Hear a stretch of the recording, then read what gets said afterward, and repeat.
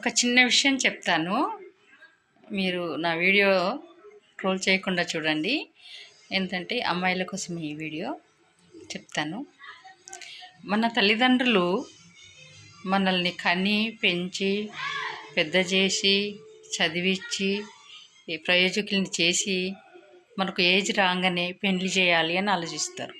ఎవరు ఉన్నంత స్థాయిలో వాళ్ళు, ఉన్నవాళ్ళు ఉన్నత స్థాయిలో, లేని వాళ్ళు లేనట్టుగా ఎంతో కొద్దిగా ఇచ్చి పెళ్లి చేస్తారు. ఎందుకు చేస్తారంటే వాళ్ళు బతికినన్ని రోజులు మనం బతకం.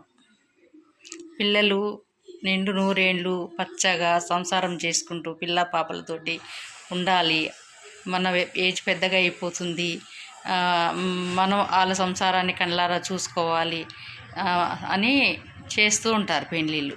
ఎవరైనా సరే చేస్తూ మీరు వాళ్ళు పడే బాధని చిన్నప్పటి నుంచి చూస్తూనే ఉన్నారు. మీరు అమ్మా నాన్న పడే బాధని మీరు చిన్నప్పటి నుంచి చూస్తూనే ఉన్నారు.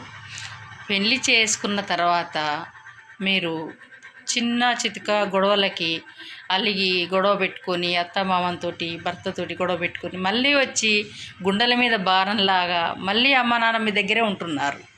మీరు ఎంత జాబ్ చేసినా ఎన్ని డబ్బులు సంపాదించినా కానీ మళ్ళీ ఆ భర్త నుంచి గొడవ పెట్టుకుని ఇంటికి వచ్చి ఉన్నారు అంటే అది మళ్ళీ ఒక పెద్ద బండరాయి వాళ్ళ గుండెల మీద పెట్టినట్టే. అందుకని చిన్న చితక గొడవలు వస్తే అడ్జస్ట్ కాండి, మార్చుకోవడానికి ప్రయత్నం చేయండి.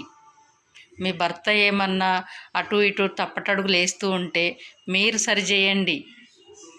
మీ భర్తను మార్చుకోవడానికి చూడండి.